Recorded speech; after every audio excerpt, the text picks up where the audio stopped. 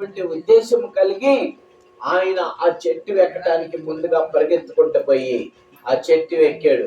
ఆ ప్రాంతాన దేవుడు సంచరిస్తూ ఉన్నటువంటి సమయంలో, ఆ ప్రాంతాన్ని వస్తున్నటువంటి సమయంలో మేడి చెట్టు మీద ఉన్నటువంటి జక్కయ్యను చూసి మేడి చెట్టు కిందకి వెళ్ళి జక్కయ్యని పిలిచాడు. జక్కయ్య దిగిరా, నేను నీ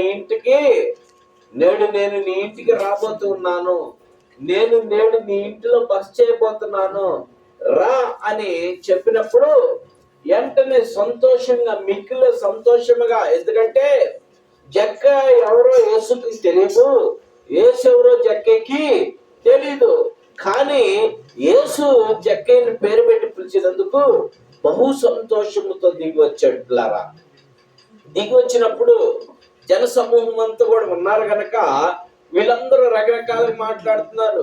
ఏంది బోధకుడేంది, ఈ పాపి ఇంటికి ఎలా వెళ్తాడు, వాడు పాపి కదా, వాడు వడ్డీ వ్యాపారస్తుడు కదా, వాడు దుర్మార్గుడు కదా, మనల్ని అందరినీ వసించాడు కదా, అలాంటి వాడి ఇంటికి బోధకుడు వెళ్ళడం ఏంటి అని చుట్టుపక్కల ఉన్నటువంటి వారందరూ కూడా సూటిపాటి మాటలతో ఆయన్ని గుచ్చుతూ ఉన్నారు. మాటలతో అంటూ ఉన్నప్పుడు ఆ మాటలన్నీ ఆయన వింటూ బహు బాధపడి ప్రభుతో చెప్పాడు. వెంటనే, బోధకుడా, నా ప్రభువా, నా యేసు ప్రభువా, ఇదిగో నా ఆస్తిలో సగం భాగం అమ్మేసి నేను పేదలకు ఇచ్చేస్తానయ్యా, నేను పేదలకు ఇచ్చేస్తా. ఎవడి దగ్గర అయితే నేను అన్యాయంగా తీసుకున్నానో వాడికి 4 రెట్లు చెల్లిస్తానని యేసు ప్రభుతో చెప్పినప్పుడు యేసు ప్రభు అన్నాడు, అబ్బా, ఇతను కూడా అబ్రహాము కుమారుడే. జక్కయ్య, నేడు నీ ఇంటికి రక్షణ వచ్చింది.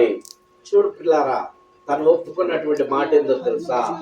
అయ్యా, నేను ఎవడి దగ్గర అయితే అన్యాయంగా తీసుకున్నానో, నేను ఎవరినైతే అన్యాయంగా మాట్లాడానో, నేను ఎవరినైతే అన్యాయంగా దూషించానో, నేను ఎవరినైతే అన్యాయంగా అబద్ధ సాక్ష్యాలు చెప్పానో, నేనైతే ఎవరినైతే అన్యాయంగా నా పొరుగు వారిని నేను దోచుకున్నానో, నేను ఎవరిదైతే నా పొరుగు వారిని అన్యాయంగా నేను అపహేళన చేశానో, నేను ఎవరినైతే అన్యాయంగా హేళన మాటలతో దూషించానో, ద్వేషించానో, నా ప్రభు, నేను అట్టి వారితో 4 రెట్లు చెల్లించుకుంటానయ్యా, వెళ్ళి 4 రెట్లుగా సమాధానం పడతానయ్యా, 4 రెట్లుగా చెల్లిస్తానయ్యా. వారికి నేను వారి దగ్గర ధనం తీసుకుంటే వారి ధనాన్ని 4 రెట్లుగా తిరిగిస్తాను. నేను ఎవరినైనా దూషిస్తే 4 రెట్లుగా క్షమాపణ కోరుకుంటాను. నేను ఎవరినైతే దూషించానో అన్యాయంగా, నేను ఎవరినైతే ద్వేషించానో అన్యాయంగా, నేను ఎవరినైతే అన్యాయమైన మాటలు మాట్లాడిన వాడిని క్షమాపణ కోరుకుంటానయ్యా అని యేసు ప్రభుతో చెప్పినప్పుడు యేసు ప్రభు చెప్పిన మాట ఏంటి తెలుసా? అబ్బా, ఇతడు కూడా అబ్రహాము కుమారుడే. కారణం ఏంటో తెలుసా? రక్షణ మార్గంలోకి వచ్చాడు, తన పాపాన్ని ఒప్పుకున్నాడు, తన అతిక్రమములు ఒప్పుకున్నాడు, తను చేసిన తప్పులు ఒప్పుకున్నాడు, తన ఎదుటి వారి దగ్గర అనగా ఆ యొక్క ప్రజల దగ్గర అన్యాయంగా దోచుకున్నవన్నీ, అన్యాయంగా తీసుకున్న వడ్డీకి అన్యాయంగా తీసుకున్న వాటిని కూడా తిరిగి ఇచ్చేస్తానన్నాడు. ఎప్పుడైతే ఒప్పుకున్నాడో వెంటనే నేడు నీటికి రక్షణ వచ్చింది అన్నట్లుగా. అన్యాయముగా మనం ఈ మాటను మనం పరిగణనలో తీసుకోవాలా. అన్యాయముగా మనం దేవుని పట్ల ఉన్నామా అంటే ఈ రాత్రి నువ్వేం చేయాలా?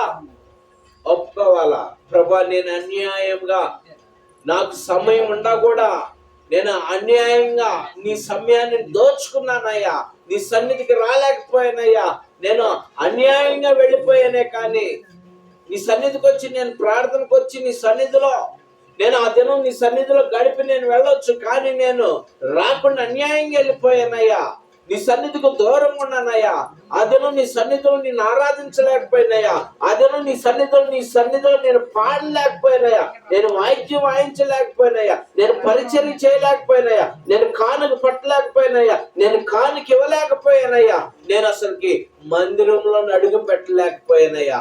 కారణం ఏంటంటే అన్యాయంగా చేశానయ్యా, నేను దయతో నన్ను క్షమించయ్యా, దయతో నన్ను క్షమించయ్యా అని ఒప్పుకోగలిగితే యేసు ప్రభు నీతో కూడా చెప్తాడు, నీ కుటుంబం గురించి కూడా చెప్తాడు. అబ్బా, ఈ ఇంటికి రక్షణ ఈ ఇంటికి రక్షణ వచ్చింది. యేసుక్రీస్తు ప్రభుని చేర్చుకున్న ఇంటికి రక్షణే. యేసు ప్రభు హృదయంలో చేర్చుకున్న వారికి రక్షణే. ప్రియమైన దేవుని బిడ్డలారా, నువ్వు అనుకుంటున్నావేమో, నువ్వు అనుకున్నా నా బలము, నా ధైర్యము, నా చదువు, నా ఉద్యోగం, నా అంతస్తు, నా ఆస్తి, నా కలర్, నా అందము, నా హైట్, నా వెయిట్, ఇవన్నీ నువ్వు అనుకున్నావేమో, ఇవన్నీ జీరో. గుర్తుపెట్టుకో. ఈరోజు 26వ తారీఖున పిల్లారా నేపాల్లో చూస్తే, మనం యూట్యూబ్లో, ఫేస్బుక్లో, ఇన్స్టాగ్రామ్లో రకరకాలుగా చూస్తున్నాం. భయంకరమైనటువంటి ఫ్లడ్ ముంచేసింది. వాళ్ళు ఊహించల పిల్లారా, అలా జరిగిద్దని ఊహించల. పెద్ద పెద్ద బ్రిడ్జీలు ఇరిగిపోయినాయి, కొట్టుకుపోయినాయి. కార్లు, పెద్ద పెద్ద కార్లు కొట్టుకుపోయినాయి. బిల్డింగ్ మీద ఉన్న కారులు సైతం కొట్టుకుపోయినాయి. ఆ ఫ్లడ్కి కారణం ఏంటో తెలుసా? ఊహించలా. ఒకడు పెట్టాడు, ఎంతమంది ఉన్నా, ఎన్ని ఉన్నా నీ పరిస్థితి ఏంది ఇప్పుడు అన్నాడు. ఎంతమంది ఉన్నా, ఎన్ని ఉన్నా నీ పరిస్థితి ఏంది? నాకు 10 విమానాలు ఉండే, నాకు 10 ట్రైన్లు ఉండే, నాకు 10 కార్లు ఉండే, నాకు 10 బస్సులు ఉండే, నాకు 10 ఇళ్ళు ఉండే, నాకు 10 ఎకరాల పొలం ఉంది, నాకు 10 కోట్లు ఉండే, నాకు 10 మంది సంతానం ఉన్నారు. అయినా ఆ ఫ్లడ్ లో చిక్కుకున్నప్పుడు పరిస్థితి ఏంటి? ఎవరు రక్షించగలరు? కొట్టుకుపోయిన పిల్లారా, ఎంతమందో చనిపోయారు పిల్లారా, ఎంతో మంది చనిపోయారు. ఆలోచించే ఈ రాత్రి ఆలోచించే. ఈరోజు నిన్ను దేవుడు సురక్షితంగా కాపాడుతున్నాడు అంటే కేవలం ఏంటి? ఆయన కృప. ఎన్ని విపత్తులు చూస్తున్నాం మనం, మన కళ్ళ ఎదురు ఎన్ని విపత్తులు ఒకదానంటే ఒకటి కొట్టుకుంటూ వస్తున్నాయి పిల్లారా. మరి ఏంటి పరిస్థితి? ఈ రాత్రి నీకు సమయం ఉంది, రేపు నీది కాదు. నీ ఇంటికి రక్షణ కావాలా? నీకు రక్షణ కావాలా? నువ్వు సుంకపుదారుడైనటువంటి జక్కలాగా నువ్వు ఉంటే ఈ రాత్రి నువ్వు ఈ వాక్యము ద్వారా నువ్వు ఏం చేయాలా? నీ హృదయాన్ని మార్చుకోవాలా, నీ హృదయాన్ని తెరవబడాలా, నీ హృదయాన్ని ప్రభుకి అర్పించాలా. ప్రభుని చూడాలా. నువ్వు ఈ రాత్రి ఎలా కనపడతాడు? నీ దగ్గరికి వస్తున్నాడు ప్రభు. ప్రయాసపడి భారం మోస్తున్న సమస్తమైన జనులారా, నా ఎద్దుకు రాని, నేను నీకు విశ్రాంతినిస్తానని నీకు తెలియపరుస్తున్నటువంటి దేవుణ్ణి నువ్వేం చేస్తున్నావు తెలుసా? దూరం పరుస్తున్నావు. నీ పనుల మీద, నీ వ్యాపారముల మీద, నీ ఉద్యోగాల మీద, నీకున్నటువంటి బిజీ షెడ్యూల్ మీద దేవునికి దూరంగా జీవిస్తున్నావు. బిజీ షెడ్యూల్ అందరికి బిజీయే. చూడు, ఇక్కడ నేపాల్లో ఉన్నటువంటి వారందరికి బిజీయే. ఉద్యోగస్తులు లేరా, నాయకులు లేరా, కలెక్టర్ లేరా, ఎస్పీలు లేరా, పోలీసులు లేరా, ఎవరున్నా సరే ఆ ప్రాంతంలో ఉంటే కొట్టుకుపోవటమే తప్ప ఎవరిని కాపాడటానికి వీలు లేదు. ఎవరు కాపాడలేరు.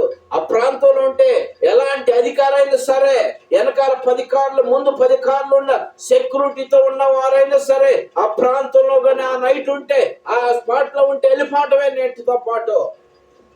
ఎవరు నిన్ను తప్పించగలరు? ఎవరు నిన్ను కాపాడగలరు? ఈ రాత్రి నువ్వు ఆలోచించు. అందుకనే ప్రభువైన యేసుక్రీస్తు 2026 సంవత్సరాల క్రితం నశించిన దానిని వెతికి రక్షించడానికి ఆయన మనిషి కుమారుడిగా ఈ భూలోకంలో నీ కొరకు నా కొరకు జన్మించి, నీ పాపములు నా పాపములు ఆయన క్షమించడానికి ఆయన తన ప్రాణాన్ని అర్పించి మృత్యుంజయుడిగా తిరిగి లేచి నీ కొరకు నా కొరకు, నా తండ్రి ఇంటి అనేక నివాసములుగా నీ కొరకు నా కొరకు స్థలాన్ని సిద్ధపరచడానికి ఆయన పిల్లలు వెళ్ళి ఆయన స్థలం నీ కొరకు నా కొరకు సిద్ధపరుస్తూ ఉన్నాడు. నీకు ఇంతవరకు పిలుపు రాలేదు కాబట్టి నీకు గృహాన్ని ఆయన కడుతూ ఉన్నాడు. నీ గృహాన్ని కడుతూ ఉన్నాడు. నీ గృహానికి నిన్ను చేర్చడానికి. నువ్వు భూమి మీద బ్రతికున్నంతకాలం నీకు పిలుపు రాలేదు కనుక నీ గృహం కట్టబడుతూనే ఉంది. అక్కడ నీ క్రియలను బట్టి నువ్వే రీతిలో ఈ భూమి మీద నీ క్రియలతో నువ్వు జీవిస్తున్నావు. నీ క్రియలు ఎలా ఉన్నాయి? దేవునికి ఇష్టముగా ఉన్నాయా? దేవునికి అయిష్టముగా ఉన్నాయా? నీ క్రియలు బట్టి నీకు ప్రతిఫలం. నరకం కూడా కట్టబడుతుంది పిల్లారా. నరకానికి కూడా సిద్ధపరుస్తున్నాడు దేవుడు. అగ్ని ఆరదు, పురుగు చావదు. అగ్నిలో పడ్డావంటే కాలిపోవటమే, ప్రాణం బాధ నీకు, కాలిపోవటమే, యుగో యుగాలు కాలాల్సిందే. కేకలు పెడతావు. ఇక్కడ చిన్న మంట క్యాండిల్ ముట్టుకోలేవు, అగ్గిపుల్ల ముట్టిస్తే ముట్టుకోలేవు, కాలిపోయిద్దరు భయపడిపోతావు, కాలిపోగల కేక పెడతావు. చిన్న మైనపు డ్రాప్ నీ శరీరం మీద పడితేనే తట్టుకోలేవు, ఆ చిన్న వేడిని నువ్వు పట్టుకోలేవు. కానీ అగ్ని ఆరదు, పురుగు చావదు. నువ్వు నశించిపోతున్నావని, ఈ భూమి మీద నువ్వు నశించిపోతున్నావని, నువ్వు నశించిపోవటం ఆయనకి ఇష్టం లేదు కనుక మనిషి కుమారుడిగా ఆయన దిగి వచ్చి వాక్యాన్ని నీతో తెలియపరుస్తూ ఉన్నాడు. ఆయన సేవకుడు ద్వారా నువ్వు వింటున్నటువంటి నువ్వు నీ హృదయాన్ని తెరువు. ఈ రాత్రి నీవు పొట్టి జక్కయ్య యేసును చూడాలనుకున్నాడు. పొట్టి జక్క యేసు దగ్గరికి వెళ్ళాడు. ఆ ఏరియాలో ఆయన వడ్డీ వ్యాపారస్తుడు, ఎంతమందికి అప్పిచ్చినోడు, ఎంతో ధనవంతుడు. రే యేసును పట్టుకురాడరా మా ఇంటికంటే తీసుకొస్తానికి బోల్డ్ మంది ఉంటారు. కానీ అలాంటి అధికారం ఆయన ప్రకటన చేయలే. పిల్లారా, ఆయన దేవుడు, కుమారుడు దేవుడని, ఆయన పొట్టి జక్కయ్య విశ్వసించి నేనే దేవుని దగ్గరికి వెళ్ళాలని పరిగెత్తుకుంటూ వెళ్ళి ఆ చెట్టు ఎక్కడి. పిల్లారా, ఇప్పుడు చెట్టు దేనికి సాదృశ్యంగా ఉన్నది తెలుసా? దేవుని మందిరానికి సాదృశ్యంగా ఉన్నది. దేవుని మందిరానికి నువ్వు రాగలిగితే, దేవుని మందిరానికి నీ కుటుంబం తీసుకురాగలిగితే దేవుడు నీ ఇంటికి రక్షణిస్తాడు, దేవుడు నీ కుటుంబానికి రక్షణిస్తాడు, దేవుడు నీ బిడ్డలకు రక్షణిస్తాడు, దేవుడు నీ భర్తకు రక్షణిస్తాడు, దేవుడు నీ భార్యకి రక్షణిస్తాడు, దేవుడు నీ పుట్టిన బిడ్డలకు రక్షణిస్తాడు, దేవుడు నీ పుట్టిన బిడ్డలకు కూడా రక్షణిస్తాడు. ఎందుకో తెలుసా? నిత్య జీవంలో నువ్వు ఉండాలని, నువ్వు నశించిపోవటం ఆయనకి ఇష్టం లేదు గనక నిత్య జీవానికి నేను వారసుడిగా చేయాలని ఆయన ఇష్టపడుతూ ఉన్నాడు. నా ప్రియమైన దేవుని బిడ్డలారా, ఆయన అంటున్నాడు, నేను అన్యాయంగా ఎవరి యొద్దైనను నేను తీసుకుంటే ఒకదానికి 4 రెట్లు నేను చెల్లిస్తానయ్యా అన్నాడు. పిల్లారా, మరి నువ్వు ఎంత మందిని ఆయన అన్యాయంగా మాట్లాడావు, ఎంతమంది దగ్గర అన్యాయ తీర్పులు తీర్చావు, ఎంతమందిని అన్యాయంగా దూషించావు, ఎంతమందిని అన్యాయంగా అపహేళన చేసావు, ఎంతమందిని అన్యాయంగా మోసం చేసావు, ఎంతమంది అన్యాయంగా వాళ్ళ దగ్గర లాక్కున్నావు. నువ్వు ఈ రాత్రి నువ్వు పరీక్ష చేసుకో, ఆలోచించే. ఈ రాత్రి నువ్వు ఆలోచించే నా ప్రియమైన సహోదరి సహోదరుడా. వాక్యం వింటున్నటువంటి నువ్వు ఈ సుబ్బులమ్మ గారి యొక్క గృహము ద్వారా ఈ రాత్రి నీకు ఈ వాక్యము చేరుతుందంటే అది కేవలం దేవుని కృప. సుబ్బులమ్మ గారిని దేవుడు ఈ రాత్రి ఎంచుకొని నీతో ఈ వాక్యాన్ని సూటిగా మాట్లాడుతున్నాడు. నశించిపోయే దానిని వెతికి రక్షించడానికి ఈ రాత్రే నీది, రేపు నీది కాదు. గుర్తుపెట్టుకో, ఈ రాత్రి వాక్యం వింటున్నా నువ్వు నీ జీవితం మార్చుకుంటానికి దేవుడు నీతో మాట్లాడుతున్నాడు సూటిగా. నువ్వు దేవుని సన్నిధికి రావాలని, దేవుణ్ణి కలిగి ఉండాలని, నీ పాపాలు ఒప్పుకోవాలని, నువ్వు పరిశుద్ధపరచబడాలని, నువ్వు పవిత్రగా పరచబడాలని, నీలో ఉన్న అపవిత్రత అంతా తొలగించుకోవాలని, నీలో ఉన్న మోసాన్ని, దోషాన్ని సమస్తం తొలగించుకొని ఆ ప్రభు పాదాలు పట్టుకొని పశ్చాత్తపడి మారు మనసు పొంది నిత్య జీవానికి నువ్వు వారసురాలుగా అవ్వాలని నీకోసం ఎదురు చూస్తూ ఉన్నాడు. నా ప్రియమైన సోదరి సోదరుడా, నీకోసం ఆయన ఎదురు చూస్తూ ఉన్నాడు. భయంకరమైనటువంటి పరిస్థితి, విపత్తి, నేపాల్లో కొట్టుకుపోతూ ఉన్నారు. ప్రభుత్వం కూడా ఏమి చేయలేని పరిస్థితి, ప్రధానమంత్రి ఏమి చేయలేని పరిస్థితి, ముఖ్యమంత్రి ఏమి చేయలేనటువంటి పరిస్థితి, ఎవరు ఏమి చేయలేనటువంటి పరిస్థితి, అధికారులు కూడా ఏమి చేయలేనటువంటి పరిస్థితి. అందరూ చూస్తూ ఉండాల్సిందే. ఈరోజు నువ్వు ఫోన్లో కానీ, టీవీలో కానీ, వార్తల్లో కానీ నువ్వు ఏ రీతిలో చూస్తున్నావో ఆ రీతిలో చూసి నిలబడాల్సిందే తప్ప ఎవరికి సహాయం చేయలేనటువంటి పరిస్థితి. మరి చూడు నా ప్రియమైన దేవుని బిడ్డ, నువ్వు ఈ రాత్రి క్షేమంగా ఉన్నావంటే, ఈ రాత్రి నువ్వు పనికెళ్ళి క్షేమంగా వచ్చావంటే, ఈ రాత్రి నీ కుటుంబాన్ని చూసుకోగలిగావంటే అది కేవలం దేవుని కృప. ఈ కృపకి నువ్వు పాత్రురాలుగా ఉన్నావా? నీ కొరకే కదా 2026 సంవత్సరాలు ఆయన నువ్వు నశించిపోతున్నావు అని కదా ఆయన నిన్ను రక్షించడానికి ఆయన ఈ భూమి మీదకి వచ్చింది. పిల్లరా, ఆలోచించే నువ్వు ఈ పరిస్థితి ఎలా ఉంది రాత్రి, ఈ కుటుంబ పరిస్థితి ఎలా ఉంది రాత్రి, ఆలోచించే ఈ రాత్రి. నా ప్రియమైన నీ కుటుంబం పరిస్థితి ఎలా ఉంది? నీ కుటుంబం ఆలోచన చేయండి. ఈ కుటుంబ సభ్యులు కూడా ప్రభువు వైపు తిరగాల, యేసు క్రీస్తుని వెతకాల. మీరు పిల్లారా, మీ సొంత పనులున్నా సరే పక్కన పడేసుకొని దేవుని సన్నిధి అంటే భయముతో భక్తితో దేవుని సన్నిధికి పరుగులు తీస్తే దేవుడు మీ పక్షంగా మీ గృహానికి వచ్చి మిమ్మల్ని కాపాడుతాడు, మీ బిడ్డలను కాపాడుతాడు, మీ కుటుంబీకులను కాపాడుతాడు, మీ బిడ్డలను కాపాడుతాడు, మీ కుమారులను కాపాడుతాడు, మీ కుమార్తెలను కాపాడుతాడు, మీ అల్లుల్ని కాపాడుతాడు, మీ కోడలను కాపాడుతాడు, మీ మనవ సంతానాన్ని కాపాడుతాడు, మీ తల్లిదండ్రులను కాపాడుతాడు దేవుడు. నా ప్రియమైన జక్కయ్య పరిగెత్తుకుంటూ వచ్చి ఆయన్ని చూశాడు గనక జక్కయ్య ఇంటికి రక్షణ వచ్చింది. మరి నీటికి రక్షణ వద్దా? నీటికి రక్షణ వద్దా?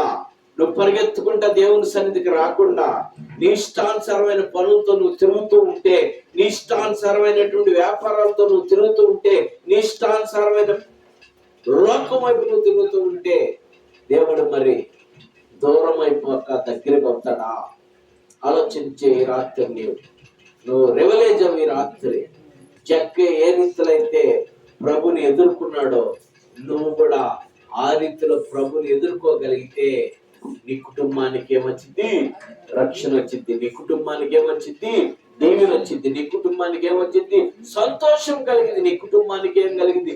సమాధానం కలిగింది. నీ కుటుంబానికి ఏం కలిగింది? ఆరోగ్యం కలిగింది. నీ కుటుంబానికి ఏం కలిగింది?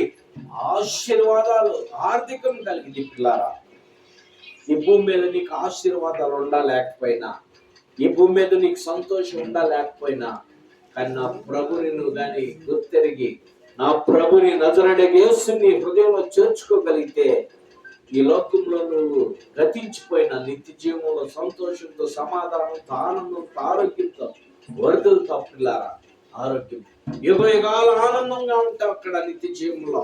ఇక్కడ 100 సంవత్సరాలు మాత్రమే భూమి మీద నువ్వు జీవించేది, కానీ నిత్య జీవంలో యుగయుగాలు జీవిస్తావు. మరి రాత్రి నువ్వు ఈ వాక్యం వింటున్నటువంటి నువ్వు దేవుని సన్నిధి కోసం ఒక తీర్మానం తీసుకోగలుగుతావా? అయ్యా, నాకు ఎన్ని పనులుండా, నాకు ఎన్ని వ్యాపారాలుండా, నాకు ఎదుర్కొలిస్తానన్నా కూడా, నాకు ఏ ప్రయాణాలున్నా కూడా, నాకు ఏ ఫంక్షన్లు ఉన్నా కూడా, నాకు ఎలాంటి భోజనాలు ఉన్నా సరే నేను విడిచిపెట్టి నీ సన్నిధికి వస్తానయ్యా. నీ సన్నిధి అయిపోయిన తర్వాతే, నీ సన్నిధిలో నిన్ను ఆరాధించిన తర్వాతే, నీ సన్నిధిలో నిన్ను గణపరిచిన తర్వాతే, నీ సన్నిధిలో నిన్ను కొనియాడిన తర్వాత నాకు ఏ పనైనా, ఏ వ్యాపారమైనా, ఏ భోజనాలైనా, ఏ ఫంక్షన్లైనా, ఏ ఊర్లైనా అని నువ్వు ఈ రాత్రి తీర్మానం చేసుకొని ప్రభు పాదాలు పట్టుకొని అడుగు. నా ప్రియమైన దేవుని బిడ్డ, నువ్వు దేవుని సన్నిధికి రాగలిగితే, జక్కయ్య ఎలాగైతే దేవుని దగ్గరకు వచ్చాడో జక్కయ్య ఇంటి కుటుంబానికి వచ్చాడు. జక్కయ్య దేవుని దగ్గరకు వచ్చినందువల్ల దేవుడు జక్కయ్య కుటుంబానికి రక్షణ ఇవ్వలేదు. జక్కయ్య ఏం చేశాడు తెలుసా? తను చేసిన అన్యాయాన్ని, అక్రమాన్ని ఒప్పుకున్నాడు. ఒప్పుకొని 4 రెట్లు క్షమాపణ కోరుకుంటానన్నాడు, 4 రెట్లు ఇస్తానన్నాడు. నువ్వు దేవుని సన్నిధికి వచ్చినందువల్ల నీ కుటుంబం మారదు, గుర్తుపెట్టుకో. నువ్వు దేవుని సన్నిధికి వచ్చినందువల్ల నీకు ఆశీర్వాదాలు రావు, గుర్తుపెట్టుకో. నువ్వు దేవుని సన్నిధికి వచ్చినప్పుడు నీకు ఉద్యోగం వచ్చింది అనుకుంటావు, రాదు, గుర్తుపెట్టుకో. నువ్వు దేవుని సన్నిధికి రాగానే నీ ఇల్లు కడతాననుకుంటావు, ఈ కుదరవా. కానీ నువ్వు దేవుని సన్నిధికి వచ్చి నీ హృదయం దేవుని తట్టు తిరిగి నువ్వు చేసిన పాప దోషములన్నీ కూడా బహిరంగంగా ఒప్పుకొని ప్రభు పాదాలు పట్టుకొని, ప్రభు నేను పాపినయ్యని ఒప్పుకోగలిగితే ఆయన నిన్ను క్షమిస్తాడు, నీ ఇంటికి రక్షణిస్తాడు, నీకు నిత్య జీవం ఇస్తాడు, నీ స్థితిగతులన్నీ మారుస్తాడు, నిత్య ఆశీర్వాదాలు ఇస్తాడు. అతి కృప చేరువచ్చిన నీకు, నాకు, మనందరికి, ఈ వాక్యం వింటున్నటువంటి బిడ్డలకి, దూరాన సమీపాన్ని వింటున్న వారందరూ కూడా దేవుడు అతి కృప అనుగ్రహించును గాక. ఆమేన్. ఈ కుటుంబానికి దేవుడు సుబ్బలమ్మ గారు, తన 3 బిడ్డలు, తన భర్త, తన బిడ్డల తరతరాలు కూడా దేవుడు ఆ కృప దేవుడికి వీళ్ళకి అనుగ్రహించి వారి కుటుంబంలో నిండు రక్షణ, వారి బిడ్డలకి రక్షణ, వారి అల్లుళ్ళకి రక్షణ, వారి మనవ సంతానికి రక్షణ, కుమారుడికి రక్షణ, కుమార్తెలకు రక్షణ, భర్తకి రక్షణ, అందరికి రక్షణ కలుగును గాక. ఆమేన్. ఆ కుటుంబం రక్షింపబడాలంటే ఈ కుటుంబం ఎక్కడ ఉండాలా? దేవుని సన్నిధిలో ఉండాలా. దేవుని సన్నిధిలో దేవుణ్ణి కనపరుస్తూ ఉండాలా. దేవుని సన్నిధిని మాత్రం మీరు విడిచిపెట్టకూడదు. దేవుని సన్నిధికి దూరం అవ్వకూడదు. ఎన్ని పనులు ఉన్నా సరే, ఎన్ని వ్యాపారాలు ఉన్నా సరే, ఎన్ని ఫంక్షన్లు ఉన్నా సరే, ఎలాంటి ప్రయాణాలు ఉన్నా సరే, మొదటి దేవుడే, తర్వాత ఎవరైనా సరే. అమ్మా, మొదటి దేవుడే, తర్వాత ఎవరైనా సరే. మొదటి దేవుడు, తర్వాత కూతురైన, కొడుకైన, భార్య అయిన, భర్త అయిన, పిల్లలైనా సరే. మొదటి దేవుడు. దేవునికి ప్రిఫరెన్స్ ఇవ్వండి. దేవుని సన్నిధికి ప్రిఫరెన్స్ ఇవ్వండి. దేవుని సన్నిధికి రండి. దేవుడు మిమ్మల్ని దీవిస్తాడు. దేవుడు మిమ్మల్ని ఆశీర్వదిస్తాడు. దేవుడు మిమ్మల్ని ఆరోగ్యవంతులుగా సిద్ధపరుస్తాడు. అటు కృప కుటుంబానికి కూడా దేవుడు అనుగ్రహించును గాక. చేరవచ్చిన మనందరికి దేవుడు అటు కృప అనుగ్రహించును గాక. దేవుడు కొద్ది మాటలు దీవించును గాక. ఆమేన్, ఆమేన్. ప్రార్థన చేద్దాం. అందరము తలలు వంచి ప్రార్థన చేద్దాం. తలలు వంచి